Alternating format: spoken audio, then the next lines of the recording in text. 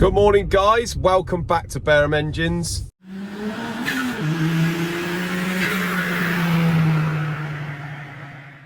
So it's Monday morning, just on my way into work. The sun's in my eyes. I can't pull this down because it'll get in the way of the camera. The Lamborghini is going in for a service today. Oh, what was that? Car just beeped at me. Yeah, going in for its annual service today. A major service. Now, on the build up to this service, I was a little bit, do I, don't I? Do I send it to the main dealer to be serviced? Do I send it to an independent?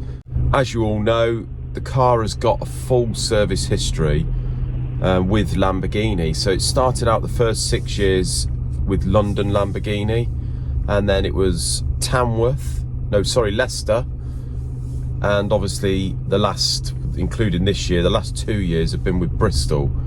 So it's one of those really where, because of the age of the car, do you not worry too much about the main dealer service history, or do you carry it on, you know, in the hope that that will add to the value at the end of it if you were ever to sell it? It is a difficult one, but a part of me wants to sort of spend only half the money and get it done independently, because we all know that independent specialists now probably, if anything, put more care than the main dealers into it. So it's not a bad thing, you know. They're certainly not going to do anything any worse, but because it's got that impeccable service history, do we just continue it and get it stamped by Lamborghini, guys? Like I say, it's quite a lot of money considering how much you use these cars, but if you're going to own one of these cars, or even thinking about owning one of these cars, you shouldn't really take that into consideration. It's just, you've got to do what you got to do, otherwise don't have it. But yeah, because it is such a nice car and it has got the full Lamborghini history, I'm thinking let's just keep it up. So yeah, they're picking that up today at some point, but first thing this morning I've got to take the van, the orange van, to Tintin Express, and he's going to put our stickers on. So hopefully by Wednesday's video you should see our new graphics on the van. It's going to be bold, going to be plain, says what we do on the tin really. And then as soon as he's done that, hopefully maybe towards the end of the day, we swap them over, take the grey van down, he does the same on that. So yeah, really looking forward to that, guys. But let's head on down to the workshop and see what we've got in line for today. Right guys, so we've got the N55 build, first job of the day for me. So I thought what I'll do is get this one cleaned. Obviously Isaac's give it a thorough clean and a paint.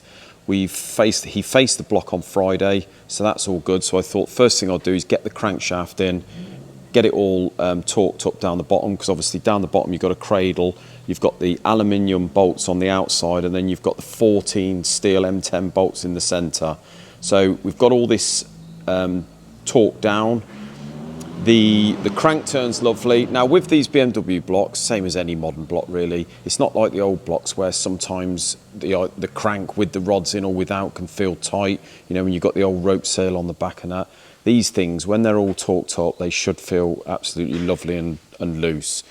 So obviously this build here, this is going to be a big horsepower job. So we go through this with a fine tooth comb, make sure everything's right. So first thing this morning, these are a CP piston, Carrillo rods, and these CP pistons are designed to run about 4 thou running clearance up to 5 thou. So we want to run 5 thou. So we've measured the bores on here, and there is actually the wear pattern is perfect, and there's actually 5 thou running clearance. So all we've done is deglaze these. So the crank, we've got the crank in, all torqued up. Going to put the pistons and rods in. So we've got CP pistons here, Carrillo rods. Obviously the rods are all torqued up, although they're new. As I said to you before, we never take anything for granted. So they are all torqued up, and we check all the housing sizes anyway. But of course, being Carrillo, they're always good.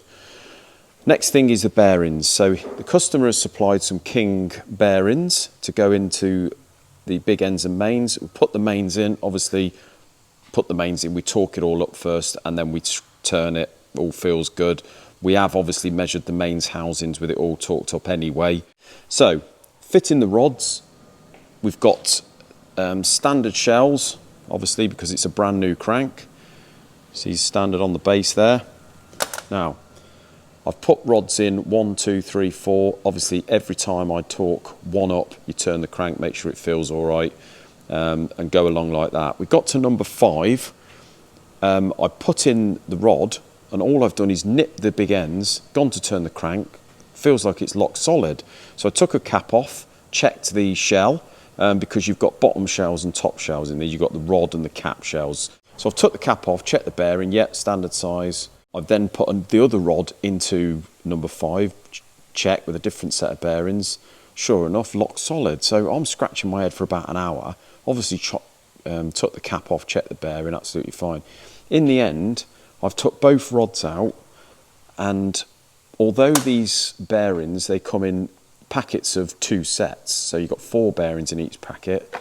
I've checked the first packet as I'm going along, and all seem to be good. But as you can see there's 2 shells that are 0.25, and these are the ones that go in the com rod. So obviously I'm taking the cap off, checking the bearings in their standard, can't figure out what's going on. But in 5 and 6 rod, we've got 0.25 shells, and the same with this one. So they've obviously been packaged up wrong, and that is a lesson to be learned on why you should never assume anything on new bits or old bits. The thing is, it sort of felt like it was locked solid by turning by hand, but if you've got a sort of just a bar or a screwdriver in the end there and just tried to turn it, it did turn, it just felt a little bit tight. But anyone that didn't have that much experience, say if you were building at home, you would have probably thought that was acceptable, and that would have just wrote those 2 big ends straight off. So yeah, lesson to be learnt, guys. Do not assume, check every item. So guys, haven't had a bit of a rant for a while. It's thumbnail and title time. Obviously you might be able to tell by the title that this is to do with the storage charges that we've decided to put out at the beginning of September. So what we said to people, if you haven't watched the previous videos, just to recap slightly, we've sent an email out to all of our customers, or as many customers as we can, existing jobs that we have in, just stating that we're going to give people, from when the job is invoiced, we're talking engines here, a week to pick the engine up, and then from the end of that week we're going to start charging £25 a week, so £5 a day really. So you've got fair warning. Obviously we shall put that on each estimate and on the invoices from now on. It's a bit difficult at the moment where we've got jobs in that we took on before we decided to do this storage charge, because obviously it is going to get some people's backs up that we have decided to do this. It's not to gain more money out of people, it's more to give people more of an incentive to pick their engine up, because what we're finding with especially the classic stuff is people are tending to just leave it here until the car's done, or until they need the engine really. And if there's no charge or no incentive, then they're no worse off if they pick it up in 6 months rather than next week, you know. So that's the whole idea of it. But the main idea, we've always worked like this, without the charges. We've always stored people's engines, but bear in mind, before we started the YouTube channel, so this is not even a year ago really, we didn't have half the engines we have in now. So we were doing more cylinder head work, which is in and out on a daily basis, so that's not really an issue. We do get the shelves stack up with heads now and again, and we have to ring round people, but they tend to be not too bad because they've obviously got a vehicle sitting there waiting with no cylinder head. But we weren't doing that many engines. So now we've got to the point where, as you can see out in the workshop, how much work we've got, how many engines we've got in there. Every square foot is critical to us. You know, we're so pushed for room, as you can see. So that is all it is. It's an incentive. But we seem to have upset some of our customers with work that has been invoiced, ready to go out. One of which I obviously emailed at the beginning of September. and he was not happy about it. So just to recap on this particular engine, he's been a long-term customer of ours. We certainly do not want to put anyone's back up or fall out with him, but he did ring me up when he got the email stating that we were going to charge, and said he felt it was a little bit personal. And I said, look, it's not personal at all. We certainly don't want to fall out with you. We value your custom massively, obviously, but you need to just understand, or people need to understand, that the money that we make out of storage is nothing like the potential money we could make out of having that space to strip engines and build. He said, okay, well, is it okay if you just hold on to it until the beginning of the first week of October? I said, yes, of course. If people want to leave the engine here for over a month, I'm going to invoice for the storage on a monthly basis, just so people know where they are. And it's just a little bit of a nudge rather than get too formal.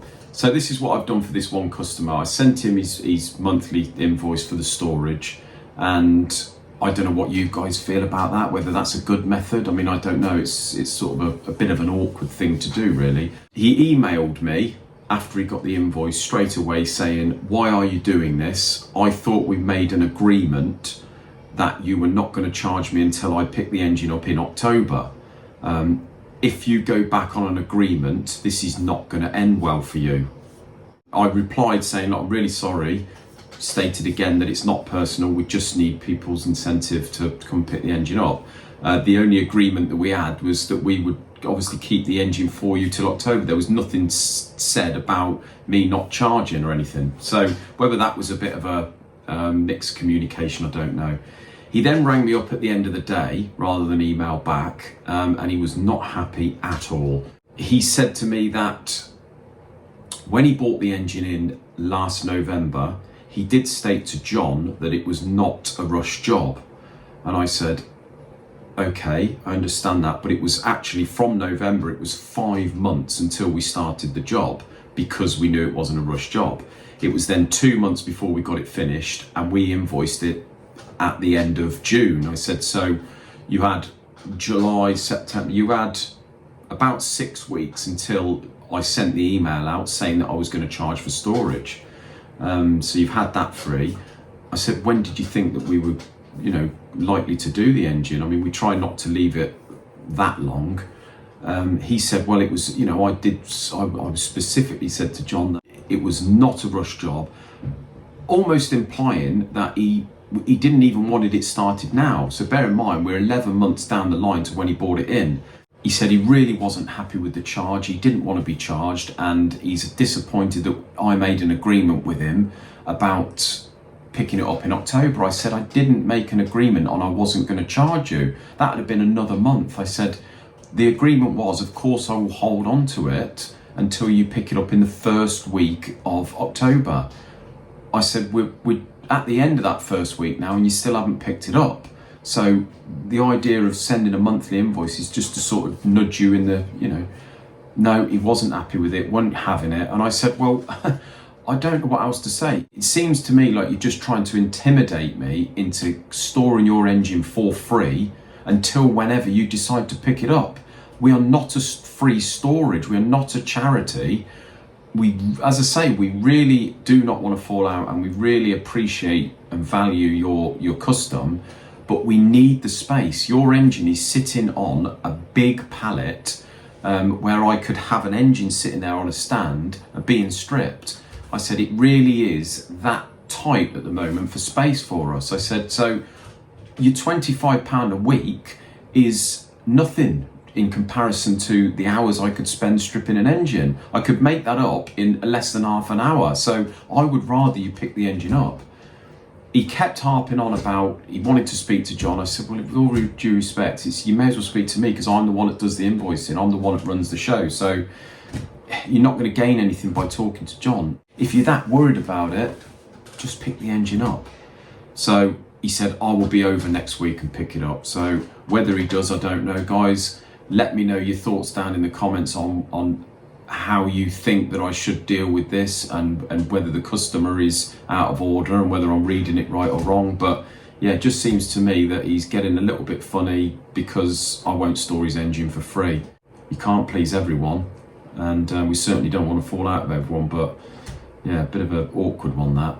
Right, so we've been in touch with the owner of this BMW that we're doing, where we've had the 0.25 bearings in the standard packet, and what we've had to do is send out a photograph of the 3 packets with the correct part number on for standard bearings, and a photo of the 0.25 shells, and they're going to send us out some more sets. So hopefully we should have those by Thursday, and a couple of other little bits, and we can get this one finished by the end of the week then, so ideal. But yeah, let me know in the comments, guys, what you think about our little ordeal as far as the storage goes. And thank you very much for watching. And until Wednesday, we will see you then. Take care, guys.